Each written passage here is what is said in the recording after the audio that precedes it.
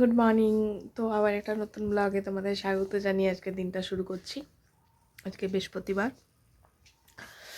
তো এখনকার আপডেট হচ্ছে সকাল সকাল স্নান হয়ে গেছে। পুজো তো নেই আমাদের এখন, আজকে 8 দিন। তো মায়ের একাদশী আজকে, মা খাবে না। আমি রিক একটু সেদ্ধ ভাতই বসাবো, আতপ চালের ভাত যেহেতু, আর ডাল আছে কালকে, রিককে ওটা দিয়ে খাইয়ে দেবো। আর কি বলবো, কালকে আলোক 11:30টায় পৌঁছেছে, তখন ফোন করেছিল। এই যে কালকে চপ নিয়ে এসেছিলাম, মা একটাই খেয়েছিল, ম্যাম একটা খেয়েছিল, আমি তো ওখানে বসে একটা খেয়েছিলাম, তাহলে আরও দুটো থাকার কথা, এই যে একটা নিয়ে বসছি। আর কালকে পরোটা বানিয়েছিলাম রাত্রেবেলা। হ্যাঁ, কালকে বলেছিলাম তোমাদের মা মুড়ি খাবে, কিন্তু মুড়ি খাইনি। কাল আবার আমি রাত্রেবেলা পরোটা বানিয়েছিলাম 10টার সময়, তো এই পরোটার একটা ছিল, ওটা চা দিয়ে খেলাম। এবার রিক আসুক, রিককে একটু পড়তে বসাবো। চলো দেখতে থাকো, সাথে থাকো। এখন বসিয়েছি ভাত, এই যে এখানে ভাত আর আলু সেদ্ধ বসিয়েছি।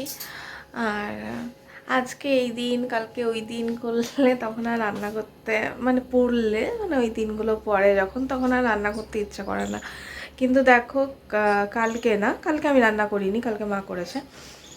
তার আগের দিনকে আলোক যেহেতু বলেছিল আলু পোস্ত খাবো, তো আমি আলু পোস্ত, পালং শাক, রাতের জন্য বাঁধাকপি, তারপরে আরেকটা কি করেছিলাম, মনে পড়ছে না, পালং শাক করেছিলাম, আলু পোস্ত করেছিলাম, ডাল করেছিলাম, আর বাঁধাকপি রাতের জন্য করেছিলাম, আর মনে হয় বেগুন না কিছু ভেজেছিলাম বা কিছু, না মা পরে আবার টমেটো মানে সেদ্ধ করে ধনেপাতা দিয়ে মেখেছিল। তো খাবো বললে বা মানুষজন থাকলে করতে ভালো লাগে। আর একদিনকে মারা যেদিনকে ঘাটে উঠে এলো, সেদিনও আমি অনেকগুলো রান্না করেছিলাম, তখন তো ভিডিও বানাচ্ছিলাম না, তাই শেয়ার করা হয়নি। সেদিনকেও বানিয়েছিলাম বাঁধাকপি আলু পোস্ত, চাটনি, আলু ভাজা, মুগের ডাল, বেগুন ভাজা, অনেক কিছু। তো কেউ খেলে তখন ভালো লাগে বানাতে। একার জন্য বা রিক তো খাইই না কোনো সবজি, রিকের তো ওই ডাল দিয়ে হলেই হয়ে যায়। তো এখন বসিয়েছি, আর রিকেরও আসার টাইম হয়ে গেছে, দেখি কি হয়। ওয়েদারটা কেমন একটা করে রেখেছে, সেই মন খারাপের ওয়েদার। এই টাইমটা আমার একটু এরকম লাগে প্রত্যেক বছরই, জানি না সবার লাগে কি না, সেই ঝোড়ো পাতা পড়ে ওই টাইমগুলো। তো একটু কেমন লাগছে, মানে হচ্ছে যেন ঠান্ডা ঠান্ডা লাগছে, তাই আর বেশি বসলাম না বাইরে। এই যে এই চকলেটগুলো কালকে অ্যাবাকাসে দেওয়া হয়েছে এদিকে, আর কিছু চকলেট আছে, ড্রয়িংয়ে যাবে। স্কুলের চকলেটগুলো আলাদা ছিল, কিটক্যাট ছিল, তাই ভাবলাম এটা একটা খেয়ে দেখি কেমন লাগে।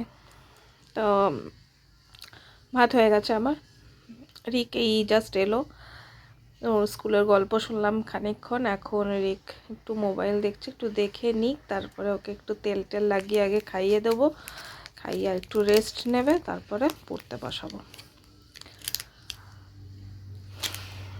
চলো।